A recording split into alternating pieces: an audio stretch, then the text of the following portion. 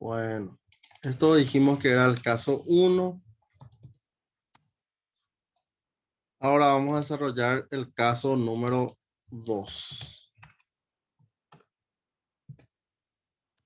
Caso 2. El caso 2. Ya. Vamos a pegar aquí. Bueno, el caso 2, ¿qué nos dice? Justamente el caso 2 nos habla de... Voy a responder un ratito el mensaje para que tengan en cuenta en el grupo.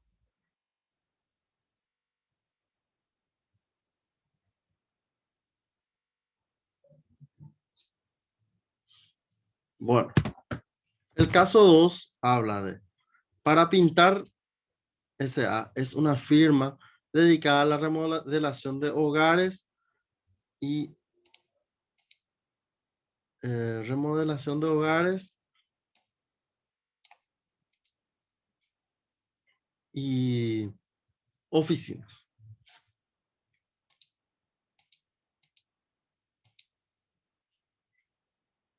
Se informa el siguiente inventario inicial en el depósito. Dice que hay 20 latas de 10 litros de pintura al agua de 95.500 cada lata.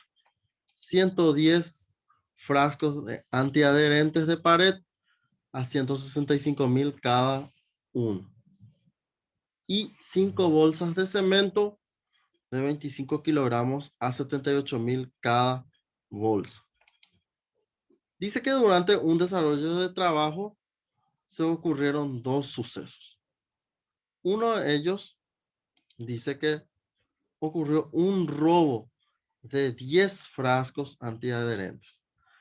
Y la B nos dice que se registra un derrame de una lata de pintura con un aproximado de 6 litros. Se pide calcular los registros contables y analizar el caso propuesto.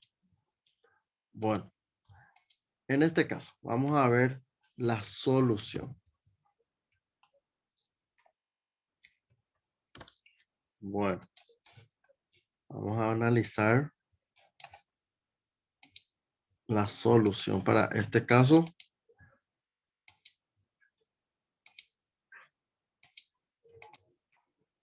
Bueno, ¿qué es lo que nos dice que ocurrió?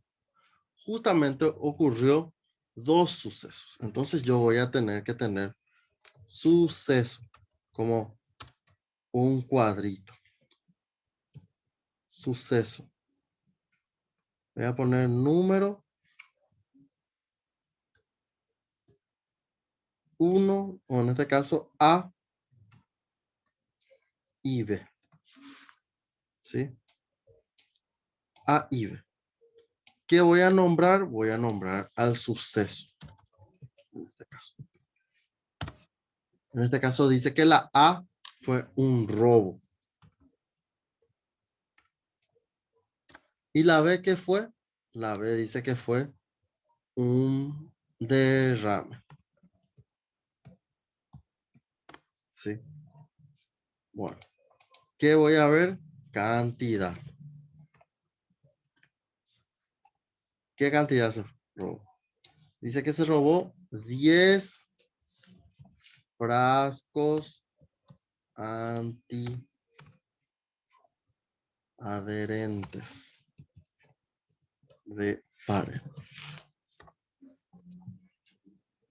Para mí eso es importante como artículo.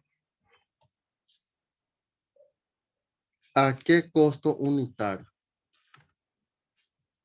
Costo unitario.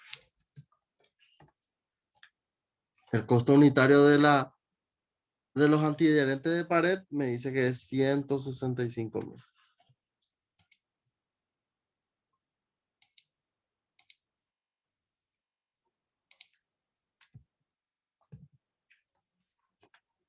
Bueno. Y luego dice que se derramó 6 litros de pintura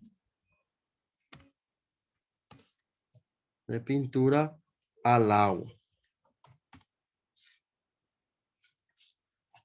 También tengo que nombrar justamente cómo se medía. Medida. Esto es unidad y esto es litros. ¿Sí? Bueno. A ver, pero aquí tengo que hacer un pequeño cálculo auxiliar.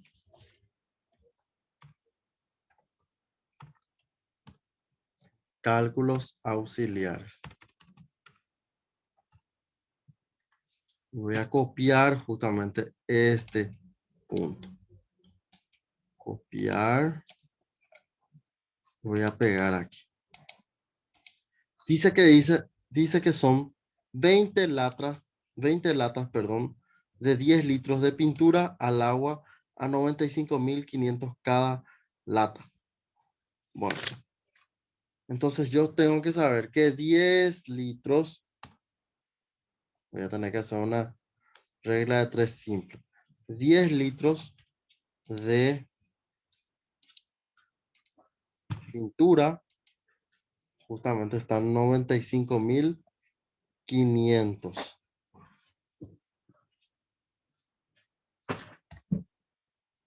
Entonces, X litros de pintura, en este caso 1 litro de pintura, va a ser AX. ¿Sí?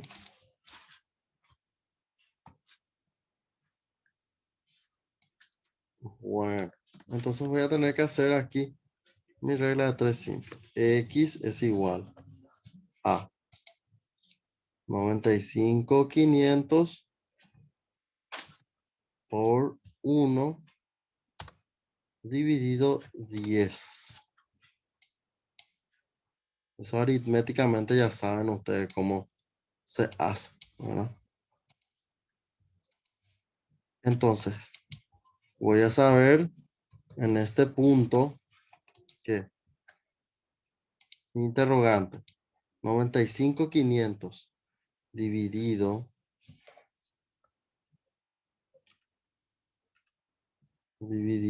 10 me va a dar 9.500 guaraníes. Guaraníes cada litro. Sí. Entonces, es este el valor que estaba buscando. Sí. 9.550 cada litro me cuesta la pintura. ¿Sí? Y ahora, justamente voy a ver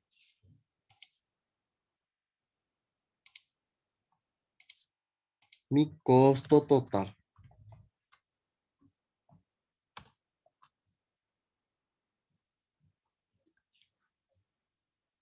Y voy a multiplicar qué cosa.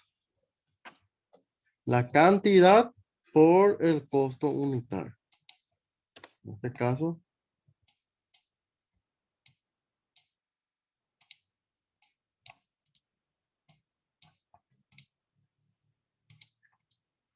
tengo 10 por 165.000, 1.650.000. 6 por 9.550, 57.300. Entonces, ahí justamente voy a poder determinar los sucesos a cuánto asciende cada uno de esos costos. Bueno, ahí ya tienen. El suceso de un robo es el suceso de un derrame. Entonces, ¿qué yo puedo hacer con un análisis? Y aquí vamos a analizar 2 puntos. ¿Sí?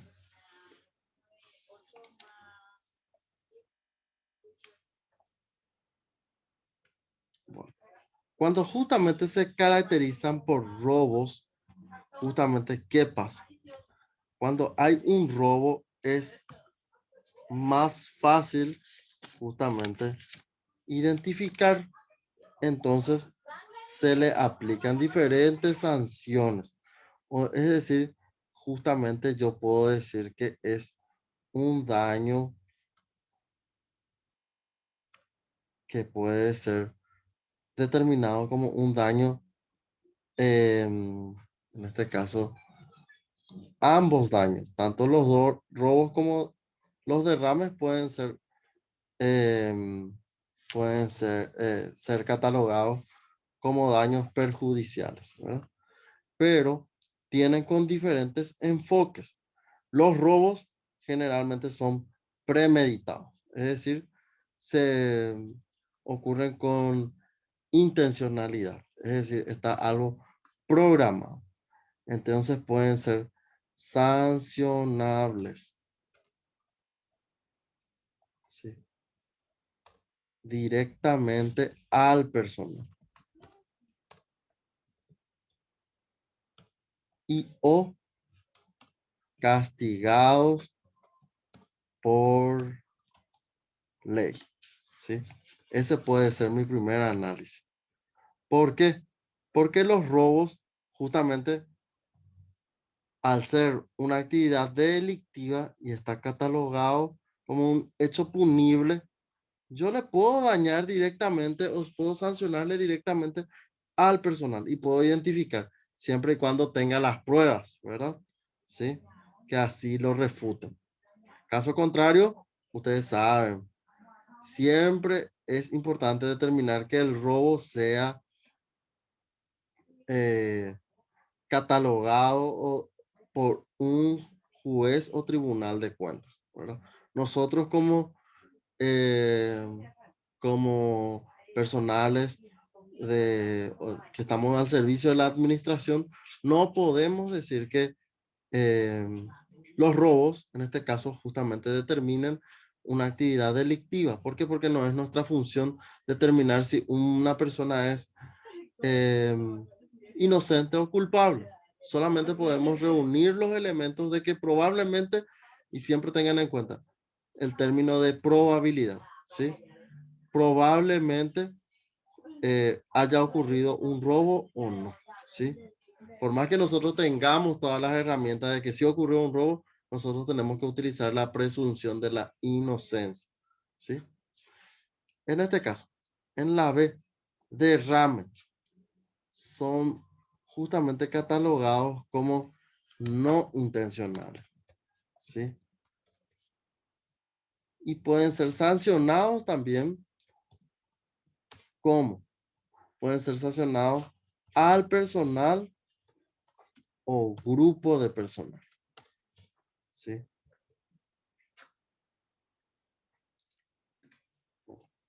¿Qué pasa con un derrame? Fíjese, los derrames pueden ocurrir justamente en una obra. Se pueden derramar pintura, se pueden perder clavos. Es más, diferentes tipos de, eh, de fenómenos o sucesos pueden ocurrir durante una obra. No obstante, justamente en este caso, la intención no es dañar a la propiedad de la empresa, sino que ocurrió de manera no intencional o no programada. Por esa razón, la sanción es mucho más leve. ¿Por qué? Porque pueden ser castigados tanto al personal como a su grupo, es decir, al grupo de obreros para que presten mejor atención o mejor cuidado durante el desarrollo de sus actividades, ¿sí? En este caso, ustedes tienen que determinar si el suceso ocurrió de manera intencional o no intencional. Entonces, yo tengo que determinar si el suceso siempre es recomendable. Voy a anotar aquí, siempre es recomendable analizar dos puntos dentro de los sucesos. Dentro de los sucesos.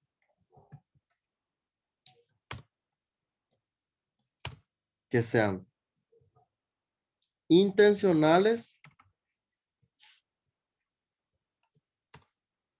o no intencionales. ¿Sí? intencionales si nosotros nos basamos que sean programados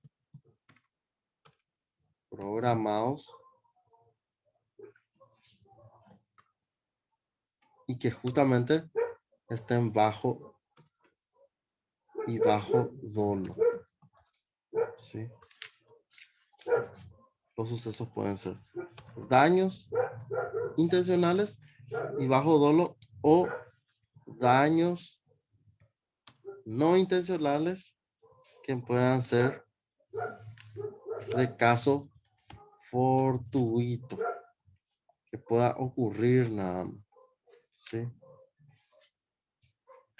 Y esa es la cuestión que ustedes tienen que analizar durante la ocurrencia de un suceso. ¿Para qué? Para que ustedes puedan aplicar justamente alguna sanción, porque tiene que haber pues una sanción a cada suceso. Entonces, justamente ahí voy a ver que el caso 2, que va a tratar en este caso de desechos, ¿cuál es lo que voy a desechar? Justamente voy a desechar, ¿qué cosa? Ambos. ¿Por qué? Porque el derrame, si bien el derrame ya es justamente un hecho que no voy a poder recuperar, entonces para mí va a ser un desecho. ¿Por qué va a ser un desecho? Porque justamente esa pintura ya se derramó y yo no puedo ir a recuperar esa pintura derramada, ¿sí?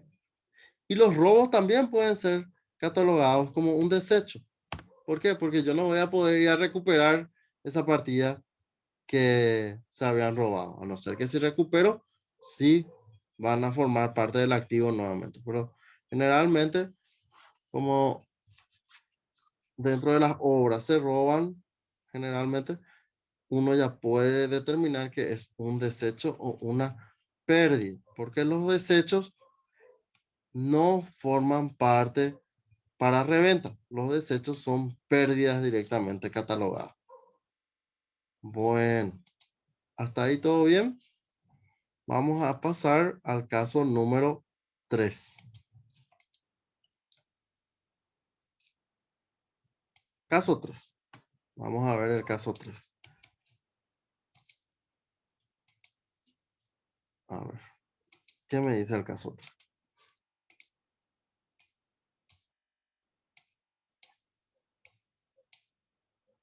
El caso 3 me dice, Vuelo S.A. es una fábrica productora de cigarrillos a nivel nacional. Su último reciente informe de fecha 30 de marzo expone ventas totales de $46,000, costo de producción $16,920 para una línea de venta de 220,000 unidades de cigarrillos. ¿Qué materias primas se utilizan?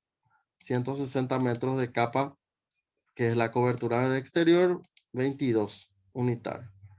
160 unidades de capote, que es a 15 a $15, y 50 kilos de tripa, es el tabaco, que está a $220. Bueno, me dice que al pie del informe se conoce un dato técnico que durante el proceso de fabricación necesariamente se pierde un 11% de las materias primas al ser elementos altamente frágiles. Ustedes saben que el cigarrillo de por sí, si nosotros vemos que el cigarrillo es un artículo que es muy frágil de por sí, por la constitución del producto, como así también en peso. El peso de un cigarrillo estaría, no sé, por decirlo, entre 0,5 a 2 gramos, ¿verdad? A 3 gramos estaría el más pesado, creería yo, ¿verdad? Cuando son elementos o artículos altamente frágiles, nosotros tenemos que ver también cómo es lo que el proceso de manufactura o el proceso de producción. Durante ese proceso siempre, cuanto más frágil sea un producto, más volátil se convierte, ¿sí? Es decir, puede volar demasiado, ¿sí? O se puede perder demasiado. Como así también los productos o los artículos de materia prima que son demasiado pequeños. Son altamente frágiles en perderse o frágiles en volar o frágiles de controlar. Bueno, entonces yo voy a ver en este punto para hacer una solución. Bueno.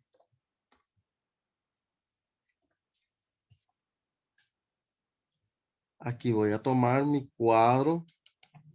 Este mismo cuadro podría copiar. Y aquí determino esto. Y voy a anotar nada más aquí un total. ¿Sí? Y ahí voy a multiplicar nada más. 160 por 22. 160 por 15. Y 50 por 2, 20. Y ahí ya tengo ya mi cuadrito que tenga que ver con justamente establecer la línea total de lo que corresponde a mi centro de costos de materias primas. Y ahí tengo 16.920. ¿Sí? Es decir, a este importe justamente asciende a producir, ¿qué cosa? 220.000 unidades de cigarrillos. Ustedes ven aquí que justamente nosotros tenemos ventas totales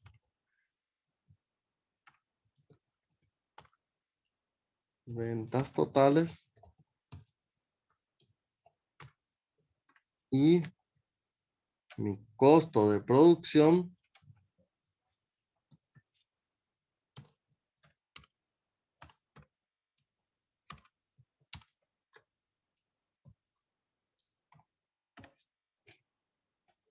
mis ventas totales ascienden a 46.000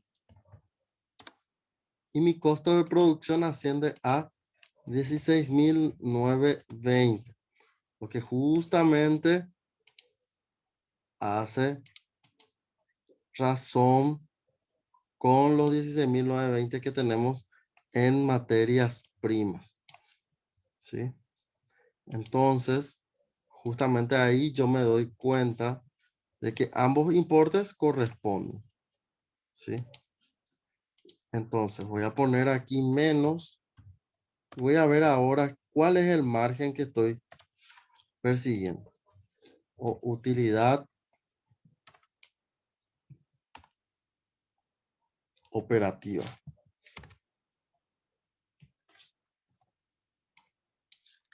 Siempre analizando bajo ese concepto, ¿verdad? Entonces,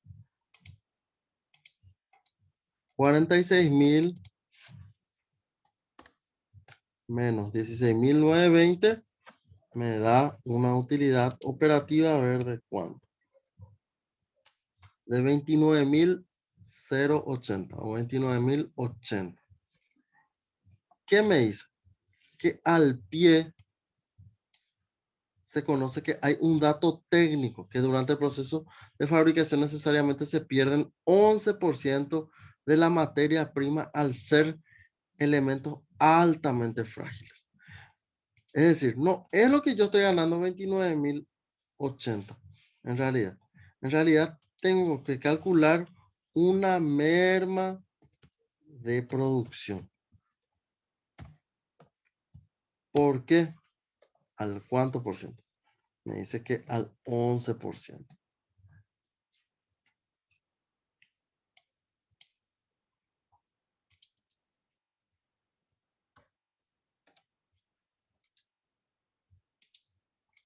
¿Sí? Bueno, mermas de producción. Entonces voy a hacer un cálculo aquí. Cálculos auxiliares. Bueno, y volviendo a este punto, el caso 3 va a ser a mermas. ¿Por qué voy a hacer a mermas? Cuando hay mermas, quiere decir que sí o sí durante el proceso de producción se va a perder la materia prima, porque por diferentes causas que siempre tienen que estar establecidas por un criterio técnico, ¿sí? Es decir, alguien tiene que decir dentro de la producción, che, acá perdemos tanto por ciento. O cuando se fabrica tanto por ciento de la producción, se pierde sí o sí estos artículos. En este caso, justamente me dice que se pierde 11%. Entonces yo veo mi total de materias primas. Entonces voy a tomar materias primas como cuenta básica original o como centro de costo, como quieran llamar. ¿A cuánto? 16.920. ¿Sí? Voy a tener que multiplicar contra qué? Contra la tasa porcentaje de mermas. En este caso me dice 11%. En realidad 11% es ya muy alto, ¿verdad? Entonces voy a poner mermas de producción. Mermas de producción.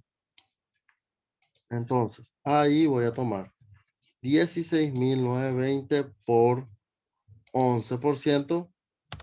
Y ahí me da 1.861. ¿Sí? Entonces, este importe de 1.861 voy a tener que ingresar justamente aquí, restando también 1.861.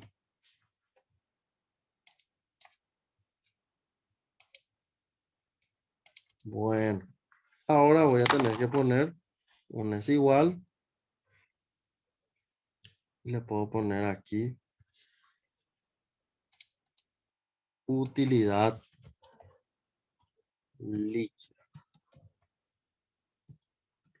Entonces, voy a tener que restar justamente 29.000 menos 1.861 y me doy cuenta que en realidad mi ganancia después de percibir todos los costos de producción, como así también restándole las mermas de producción, mi utilidad líquida es de 27.219. Si yo quiero ver con un porcentaje, entonces voy a tomar 27.919 dividido los 46.000 y veo ahí que mi utilidad del producto es justamente 59%. Si les pide en porcentaje. Y bueno, en este caso justamente es importante determinar la merma. Es decir, que en toda unidad de producción siempre va a haber una merma. Y la merma tiene que estar catalogada técnicamente. Tiene que haber un criterio técnico, ¿sí? Una persona que esté centrada dentro de la cadena de producción.